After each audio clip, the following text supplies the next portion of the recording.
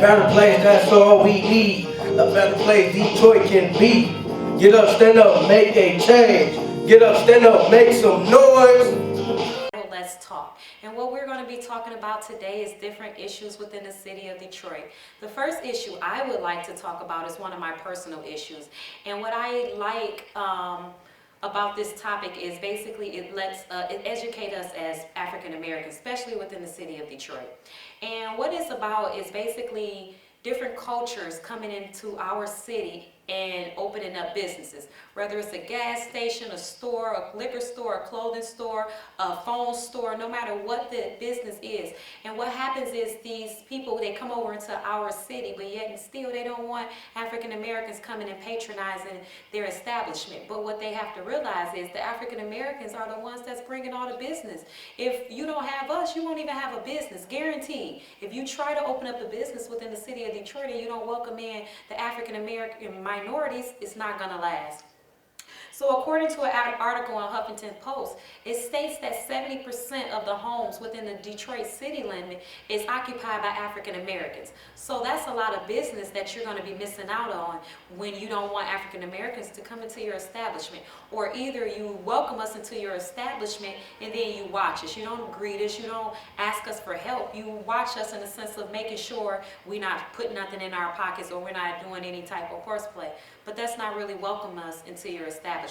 So for many of you business owners that are not African American, and even those that are African American, because we have some African American business owners that still prejudice against other blacks. It doesn't make sense, but guaranteed I'm not just the only person that feels that you're victimized from these business owners. So I just encourage you guys, if you open up a business within the city of Detroit, understand that black people will be your customers. We will be your main customers, and you want to respect us. So now we're talking about Flint and the water crisis that's going on. And you would think to yourself, why do we care about Flint? Why is that a matter for us? We're in Detroit. The show is about what goes on in Detroit, but we care because Flint is one of our brother cities. Flint is in a category as, many people would say it's just like Detroit. It's another Detroit. It's a bigger Detroit, or it's worse than Detroit. But for the most part, what really grieves me is whether it was done intentional or unintentional. Me personally, I think that it was done purposely because it was many warnings that was put out. The government knew of things that was going on. Now, he could say, yeah, he didn't know the actual water levels. And maybe he didn't, but he was still told that it was some things that was going on with the water of Flint. Why should Detroit care? We have some of the best water. It's water companies that comes to our ports and they steal water from us, but we still should care because that's something that was done intentional, I believe, to the city of Flint. And who's to say that something else, whether it's water crisis or some other type of crisis within the city of Detroit, if that can be done to those children, to those residents that's up there, it can be done to us. And it reminds me of the movie that I did watch before with Paul Walker, Brick Mansion. Brick Mansion was it was filmed in Detroit. Most of it was filmed in Detroit.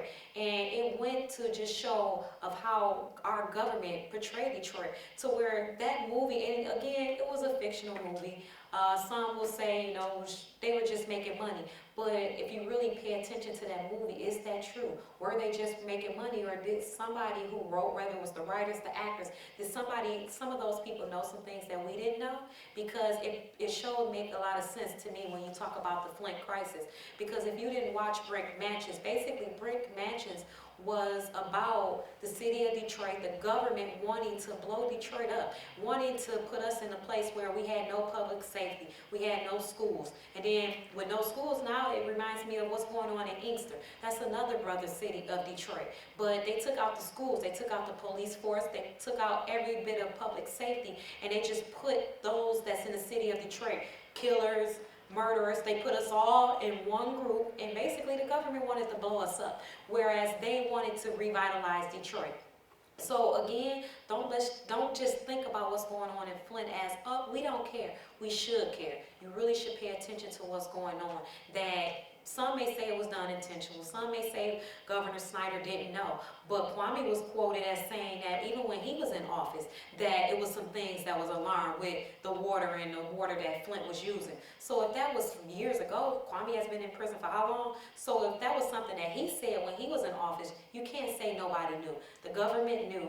And again, all those kids that was affected from lead poisoning, it's people that lost family because of, poison from that water. Whereas it's rusty, nobody would even drink it. So why should we care? We really should care, because we should care about our city. We should care about what's going on within the city of Detroit. We should care about our district meetings. If something is going on, whether it's about the city, if the mayor is doing a state of the city, you should go. You should play a part of it, because it's our city and we should care. If we're the residents of the city, mayors come and go. Mayors leave, they come, they leave, they back and forth. They live in the Manoogian mansion. When their term is over, they leave. But yet still, we're the ones that's within this city. We should care about what goes on in our city. So if you did not see Brick Mansions, make sure you watch it. Make sure you really watch it. Don't just watch what's going on, but watch what it means and what it represents as far as what our government really think about the people within our city, the people within the city of Flint, even in the city of Inkster. Another thing I want to know as far as what goes on within the city of Detroit as far as the crime. Detroit has always been a high in crime. We know that. Nothing new. Murders, killings, rapes, and different things like that. But my concern is the no snitch rule. What I don't understand is a lot of people sit and they talk about, well, we don't snitch, we don't snitch. But you have to respect that word, and it's not being respected.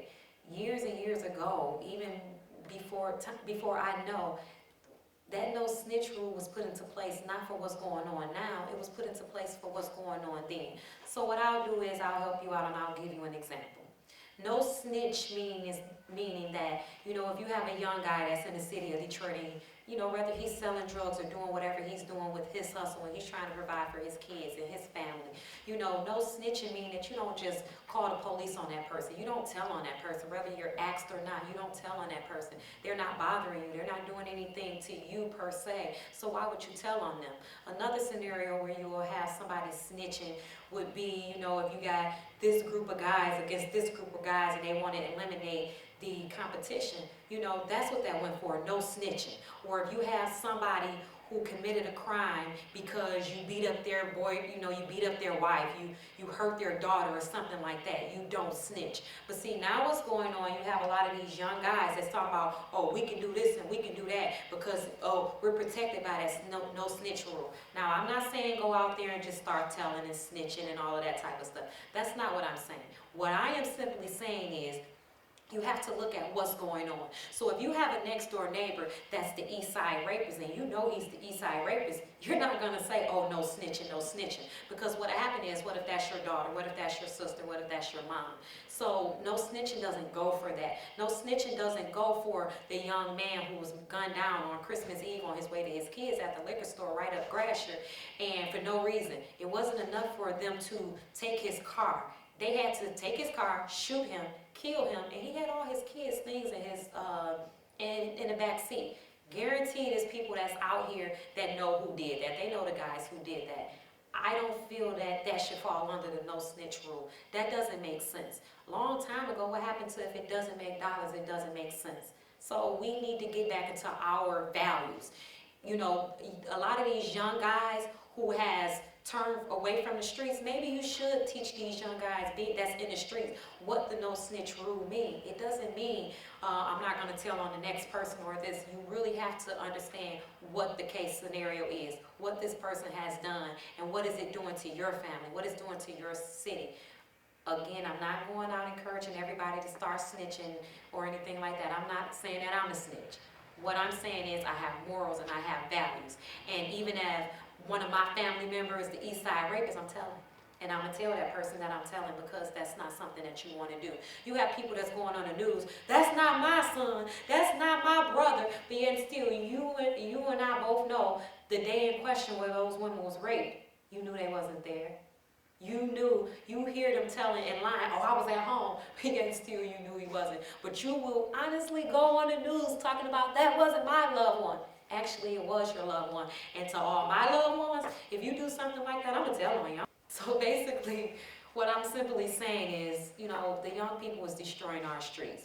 And a lot of people who have been out here, who have made it out of the streets, they're not doing what they're supposed to be doing. And for people like that, even for me, you know, we should take it personal because they're not doing what they're supposed to be doing. The young people is really destroying our city. And it's not even for a reason.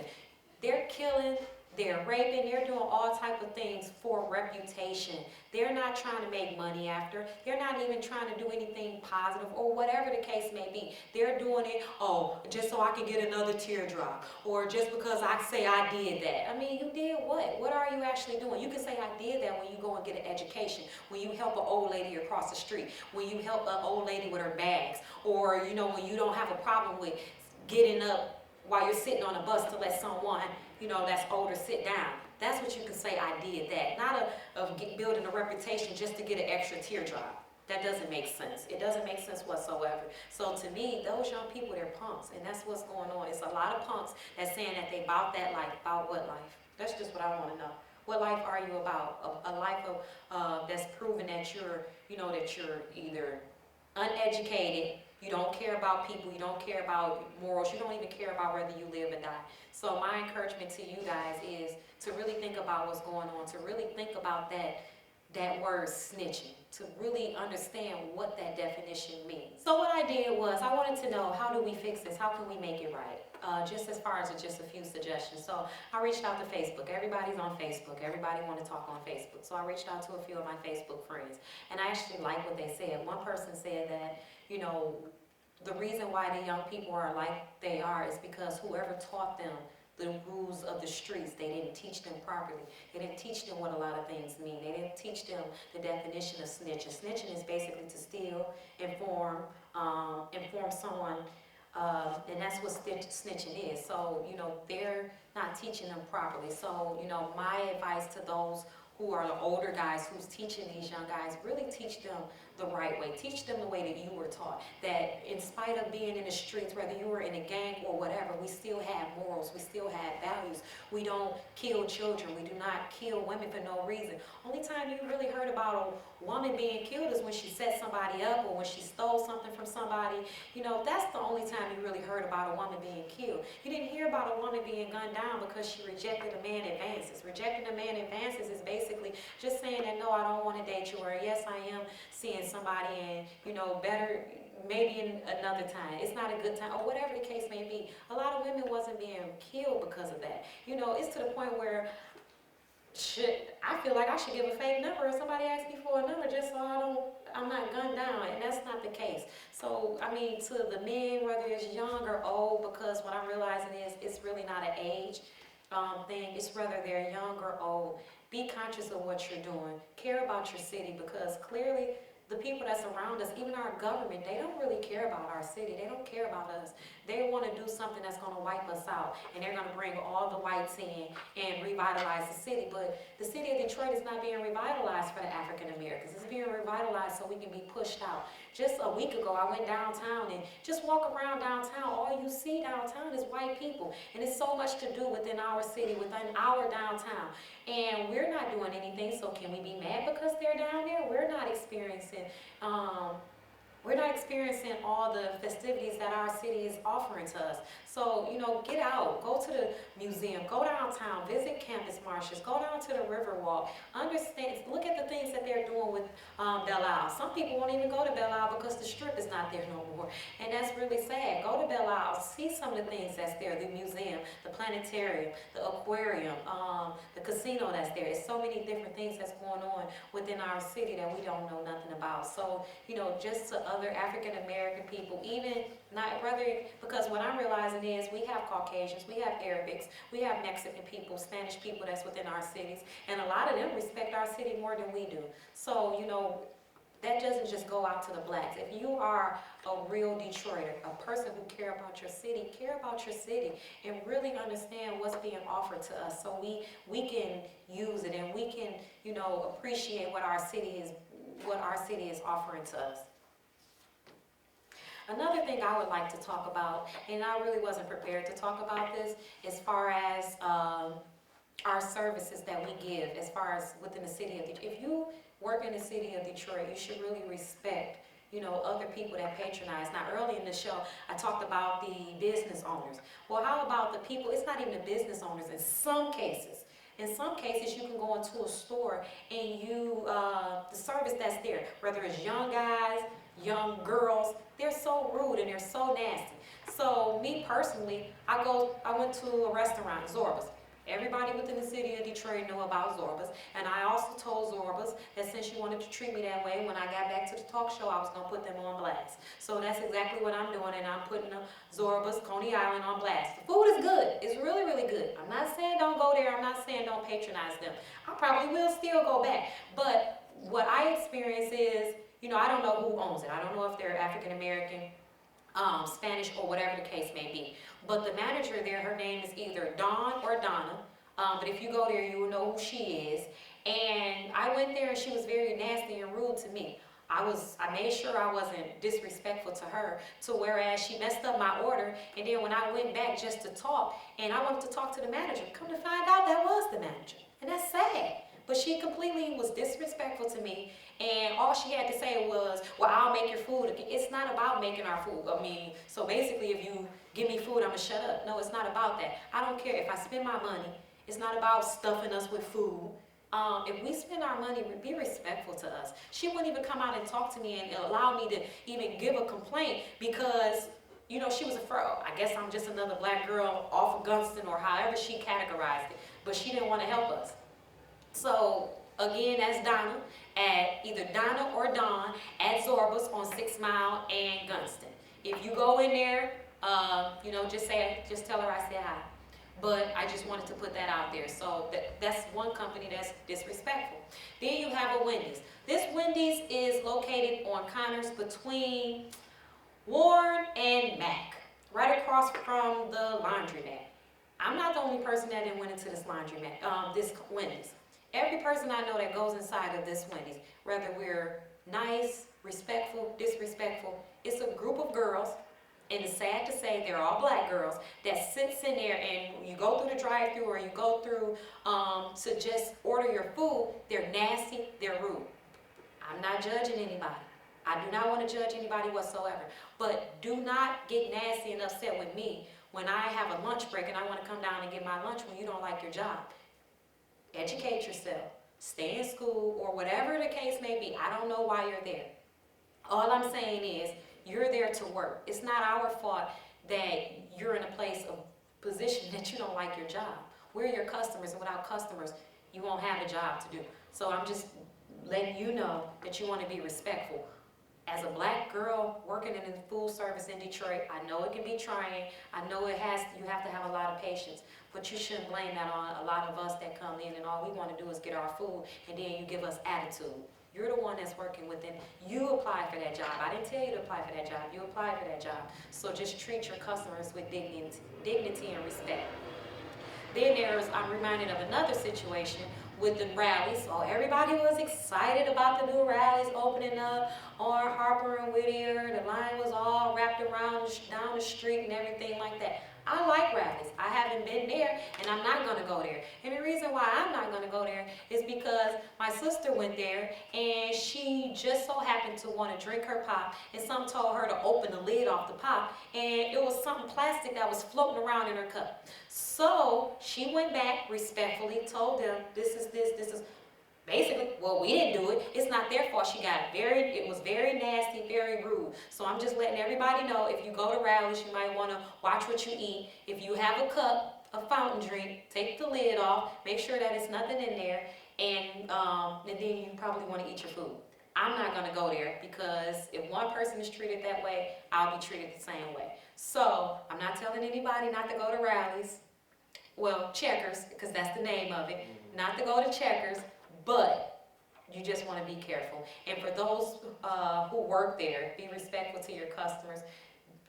Make sure that you're not making us sick. There's a lot of things that's going around with bacteria, and we just want to be safe. That's all. We don't mean no harm. I understand that you get some people that come in there that's nasty, rude, and talk to you different ways, but everybody is not like that. Be respectful to us. We just want to eat, and that's all. So I just hope that you actually listened to some of the things that I was saying on today with this episode. And again, we'll come back with many other episodes and we'll revisit different things that's a part of, our city, the revitalization about our city. We have to be the change that we want to see. And it starts with us, one person at a time. Again, it may not make everything better, but at least that we can say as a people that we're trying. I realize a lot of people think that the people in the city of Detroit are lazy. They're not lazy. If you just really give us a way for us to do better and be better, we'll take it. And that let me know that when 36th District did the, whatever you call it, where they kind of gave people deals and getting everything, you know, cutting fees off of their driving record and tickets that they have gotten. A lot of people are driving without a license, and it's not that they don't want a license. Clearly, you saw that. Look at all of these people that's standing out here. I mean, the line was wrapped around a corner, not more than just one day. So it lets you know that if you create a way for us to be better and for us to do better, we will do it. You just have to give us a chance. And that's for some people. A lot of people out here, they are lazy. Don't get me wrong. It doesn't go for everybody. But just understand that we are not a lazy culture. We're not a lazy people. We're very powerful. We're very strong. We're very like-minded people. It's just that, you know, we need that outlet for some people to actually want to care about us. And it lets you know that people don't drive around without a license because they want to. They drive around without a license because the state of Michigan, because of driver's responsibility fees, and it's so much that's going on. So that let us know that if you create a door for us, we will walk through. We do want to be better. We're going to be better. We have faith, and you just have to have faith. It's so much that's going on within the city of Detroit, and it's not going to get better. We have to do it within ourselves. So I just encourage everybody, you know, to pray for our city. Have faith for our city that it will get better. If you don't know about prayer, you know, you can easily go into any church and learn about prayer. Sometimes you can watch TV nowadays and you'll learn about prayer. We have to pray for one another. We have to believe God for one another. Whether it's God who you believe in, Allah, whoever it is. Me personally, I believe in only one and true living God. But if that's not who you believe in, whoever it is that you believe in, you pray and you have faith within our city that we will come to a better place, that we will be a better people. And I just want to end our episode with just words of encouragement. Until next time, thank you.